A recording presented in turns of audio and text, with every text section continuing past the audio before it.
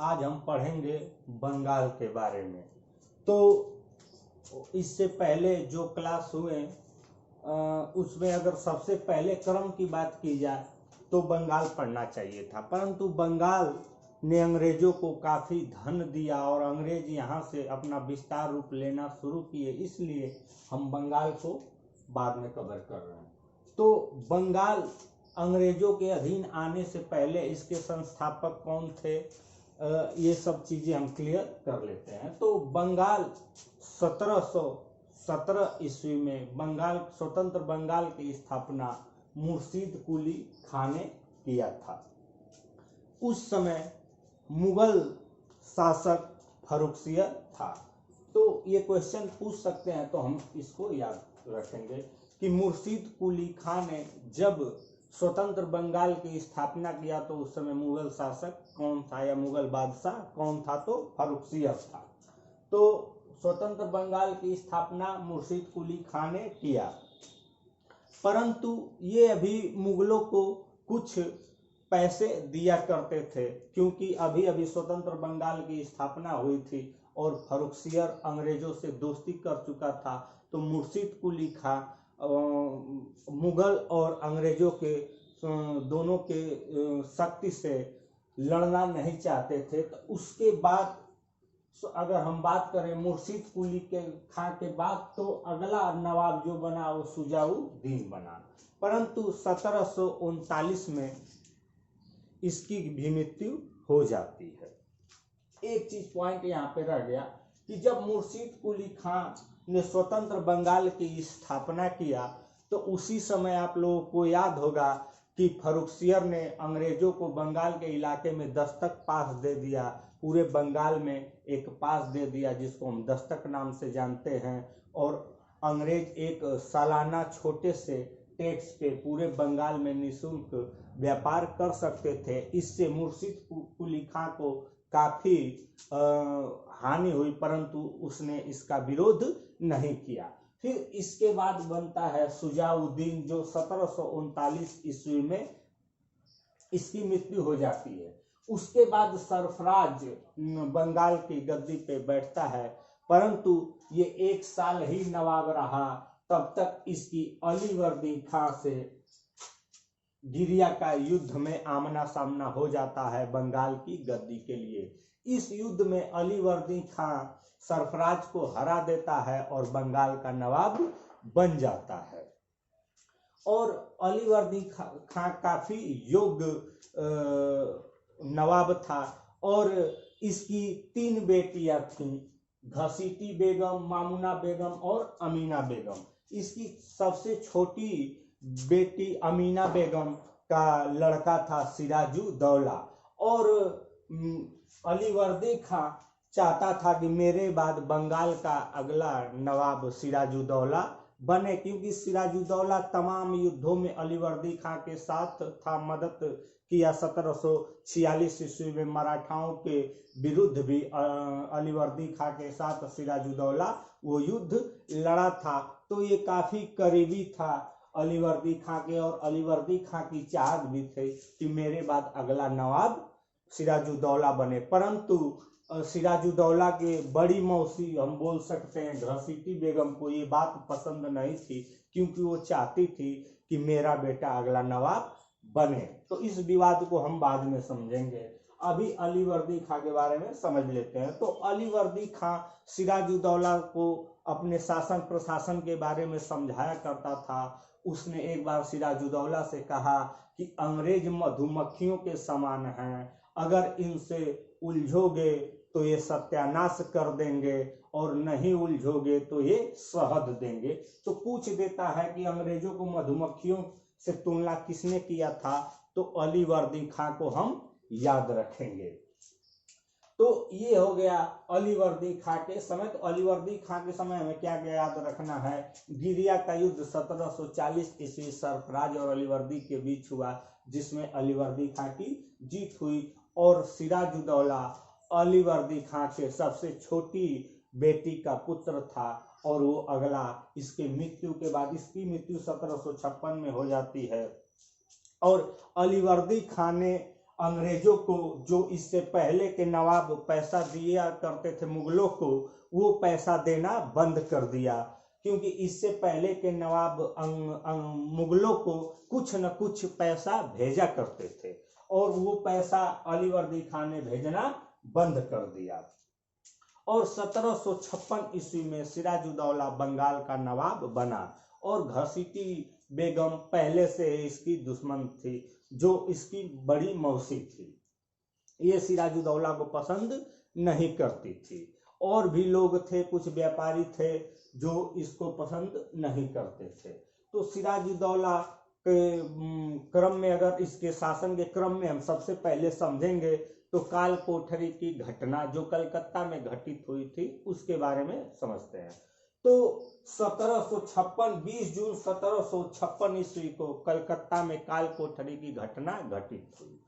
हुआ क्या कि अंग्रेजों ने सिराजुद्दौला से एक गोदाम बनाने का कलकत्ता में इजाजत लिया, परंतु वो उस गोदाम का किलेबंदी करने लगे और सिराजुद्दौला ने अंग्रेजों की मंशा को समझ लिया और अंग्रेजों को मना किया कि ये किलेबंदी आप लोगों की अच्छी नीयत को नहीं दर्शाती, आप लोग ऐसा मत करिए। परंतु अंग्रेज नहीं माने, तो इससे सिराजुद्दौला नाराज हो गया और 20 जून 1756 ईस्वी को कलकत्ता पे हमला कर देता है और वहां उसने 146 लोगों को पकड़ के एक छोटी सी कोठरी में ठूस दिया।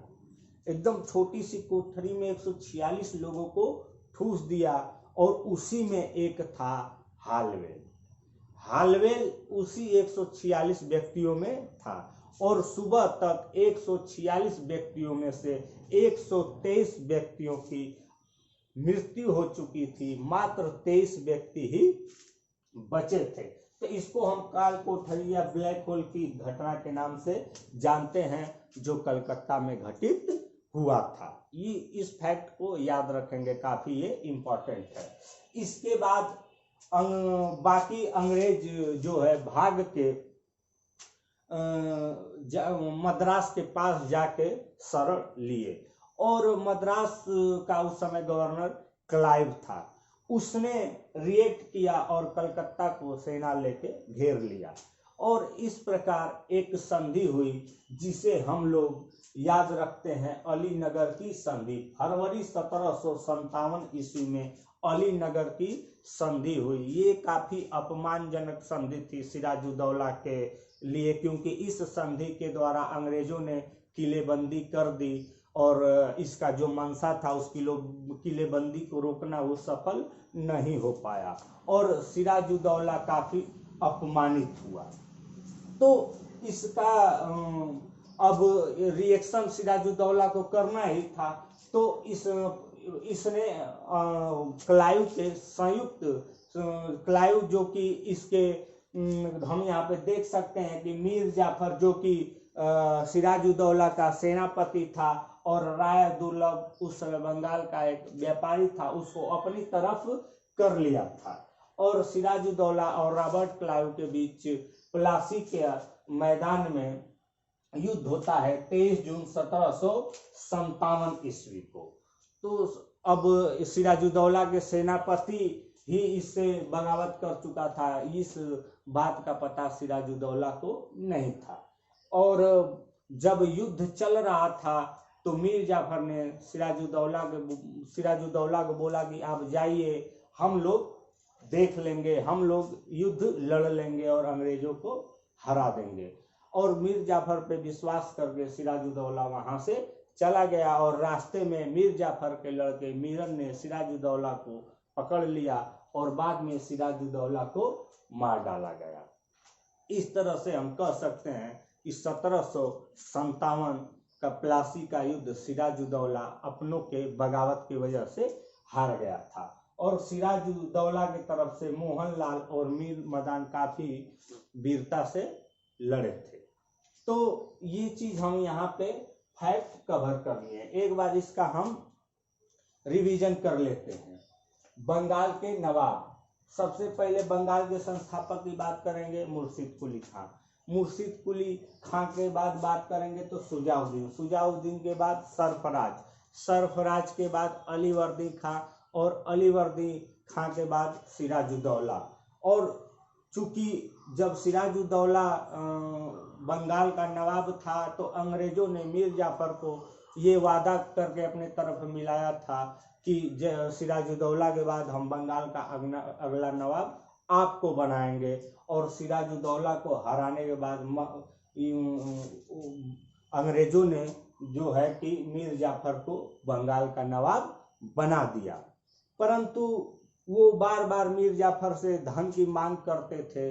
आगे चल के मीर जाफर ने भी उनके धन की मांग को पूरा करने में असमर्थता जताई, तो फिर अंग्रेजों ने मीर जाफर को हटा करके मीर कासिम को बंगाल का नवाब बना दिया।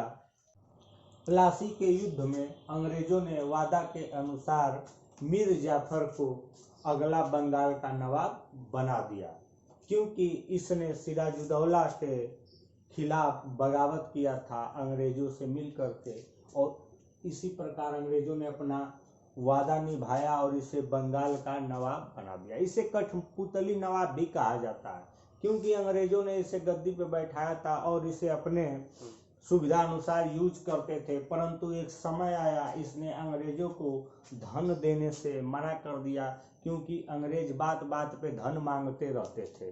तो अंग्रेजों को ये बात नागवार गुजरी, उन्होंने इसको हटा करके मीर कासिम को बंगाल का अगला नवाब बना दिया, जिसे वेंसिटाट ने बंगाल की क्रांति कहा है। तो बंगाल की क्रांति अगर पूछेगा किसे कहा है, तो मीर जाफर को हटा करके मीर कासिम को बंगाल का नवाब बनाया गया, और इसमें कोई भी युद्ध नहीं करना पड़ा, इसलिए इसे बंगाल की शांत क्रांति या बंगाल की क्रांति कहते हैं। मीर कासिम काफी योग्य नवाब साबित हुआ।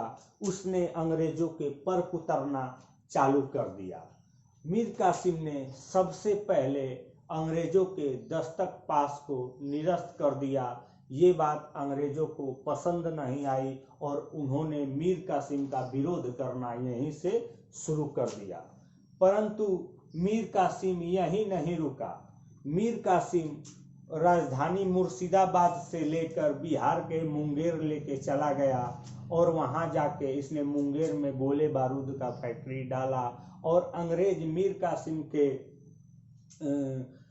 अंदर के आग को पूरी तरह से समझ गए कि ये हमारे खिलाफ कुछ न कुछ करने वाला है, और उन्होंने मीर कासिम को हटाकर पुनः मीर जाफर को गद्दी पे बैठा दिया। और मीर कासिम को हटाया जब अंग्रेजों ने, तो मीर कासिम गया अवध के नवाब सुजाउद्दौला और मुगल बादशाह, उस समय के तत्कालीन मुगल बादशाह शाह आलम द्वितीय से मिला। इन तीनों ने अंग्रेजों के खिलाफ त्रिगुट सेना बनाई, त्रिगुट सेना, और बक्सर के मैदान में 22 अक्टूबर 1764 ईस्वी को काफी भयंकर युद्ध हुआ, जिसमें अंग्रेजों का नेतृत्व कर रहा था हेक्टर मुनरो, और इधर से इनकी त्रिगुट सेना थी मीर कासिम, सुजाउद्दौला और शाह आलम द्वितीय। इसमें त्रिगुट सेना की पराजय हुई और अंग्रेजों की विजय हुई। इस युद्ध ने ये तय कर दिया कि भारत में अगला शासन अंग्रेजों का होगा, क्योंकि 1760 ईस्वी में फ्रांसीसियों का पत्ता कट चुका था, 1761 ईस्वी में मराठाओं का पत्ता कट चुका था, क्योंकि आपको याद होगा 1761 ईस्वी में पानीपत का तृतीय युद्ध हुआ, जिसमें अहमद शाह अब्दाली ने पूरी तरह से मराठाओं को रौंद दिया और अंग्रेजों के लिए भारत खुला पड़ा था शासन करने के लिए। तो कहा जाता है कि भारत पे अब अगला शासन अंग्रेजों का होगा। ये युद्ध किस युद्ध ने तय किया, तो वो बक्सर का युद्ध। इसको हम याद रखेंगे कि त्रिगुट सेना के बीच हुआ और अंग्रेजों की तरफ से हेक्टर मुनरो था और त्रिगुट सेना की तरफ से बंगाल का उस समय निष्कासित नवाब, अगर बंगाल का वर्तमान में नवाब पूछेगा इस समय बक्सर के युद्ध के समय, तो उसका आंसर मीर जाफर होगा, क्योंकि मीर कासिम को अंग्रेज अपदस्थ कर चुके थे, इसीलिए तो ये युद्ध हुआ। तो इस चीज को हम लोग याद रखेंगे। और बंगाल का अपदस्थ नवाब मीर कासिम और अवध का नवाब शुजा-उद-दौला और दिल्ली का मुगल शासक शाह आलम द्वितीय। अब हम देखेंगे इस युद्ध के बाद जब अंग्रेज जीत गए तो इलाहाबाद की संधि हुई, और इलाहाबाद की संधि 1765 ईस्वी में हुई।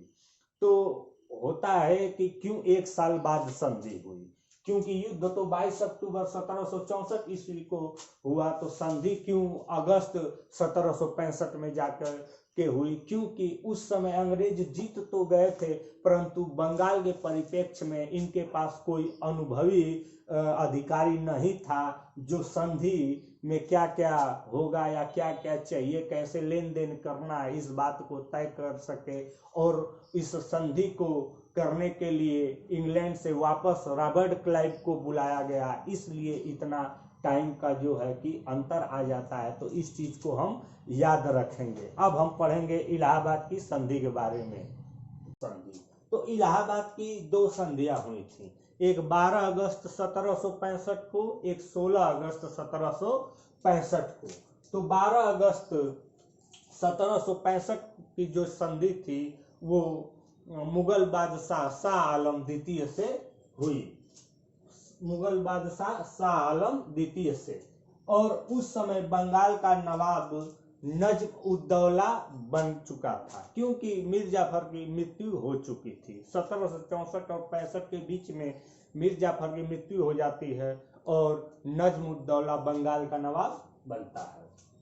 तो इस संधि में जो कि मुगल बादशाह और नजम-उद-दौला से हुई, उसमें बंगाल, बिहार और उड़ीसा की दीवानी अंग्रेजों ने ले लिया। बंगाल, बिहार, उड़ीसा की दीवानी अंग्रेजों के अधीन हो गई और शाह आलम द्वितीय को प्रथम पेंशन 26 लाख वार्षिक। और शाह आलम द्वितीय जो था प्रथम मुगल बादशाह ऐसा था, जो पहला ऐसा बादशाह था जिसको पेंशन दिया गया अंग्रेजों के तरफ से 26 लाख वार्षिक, 26 लाख रुपए वार्षिक पेंशन दिया गया अंग्रेजों की तरफ से। कड़ा और इलाहाबाद जो कि अवध के नवाब शुजा-उद-दौला के पास था, उससे लेकर के शाह आलम द्वितीय को दे दिया गया, शाह आलम द्वितीय को दे दिया गया।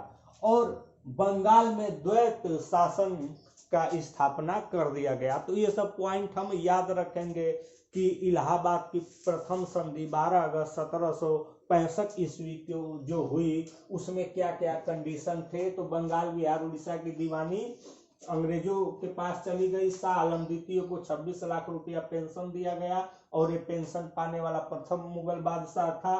कड़ा और इलाहाबाद शुजा-उद-दौला अवध के नवाब से लेकर के शाह आलम द्वितीय को दे दिया गया और बंगाल में द्वैत शासन की स्थापना कर दी गई। अब आते हैं इलाहाबाद की दूसरी संधि 16 अगस्त 1765 ईस्वी को हुई, जो अवध का नवाब शुजा-उद-दौला और रॉबर्ट क्लाइव के बीच हुई। पहली वाली मुगल सम्राट शाह आलम द्वितीय और बंगाल के नवाब नजम-उद-दौला और रॉबर्ट क्लाइव के बीच हुई। क्लाइव दोनों में कॉमन है। इधर हम अगर इम्पोर्टेंट की बात करें तो मुगल सम्राट शाह आलम द्वितीय याद रखेंगे और इधर अवध का नवाब शुजा-उद-दौला। तो द्वितीय संधि जो हुई अवध के नवाब शुजा-उद-दौला और रॉबर्ट क्लाइव के बीच हुई। तो इसमें अवध के खर्च पर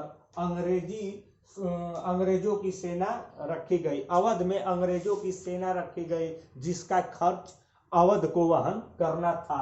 अवध में अंग्रेजों ने कर मुक्त व्यापार करने का अधिकार प्राप्त कर लिया। और तीसरा, चुनार का दुर्ग अंग्रेजों को दे दिया गया। चुनार का दुर्ग जो भी एक बहुत महत्वपूर्ण दुर्ग था, वो अंग्रेजों को दे दिया गया। तो ये तीन कंडीशन है जो दूसरी इलाहाबाद की संधि में हुई, जो अवध के नवाब शुजा-उद-दौला से हुआ। तो इसको याद रखेंगे और यहाँ पे प्रथम इलाहाबाद की संधि के कंडीशन को याद रखेंगे, क्योंकि पूछ देता है बंगाल बिहार उड़ीसा की दीवानी अंग्रेजों को किस संधि से प्राप्त हुई, तो प्रथम इलाहाबाद की संधि से। इस प्रकार हमने बंगाल के बारे में पढ़ा, हमने देखा कि कैसे मुर्शिद कुली खां ने बंगाल का स्थापना किया। मुर्शिद कुली खां के बाद सुजाउद्दीन आया, सुजाउद्दीन के बाद सरफराज आया, सरफराज के बाद अलीवर्दी खां आया, सिराजुद्दौला आया, सिराजुद्दौला के बाद मीर जाफर आया, फिर मीर कासिम आया, फिर मीर जाफर आया और नजमुद्दौला आ चुका था इलाहाबाद की संधि तक। इतना हम याद रखेंगे और हमें उम्मीद है कि एक एक पॉइंट हम यहाँ पे कवर कर चुके हैं और आप लोग को भी इससे काफी मदद होगी। धन्यवाद।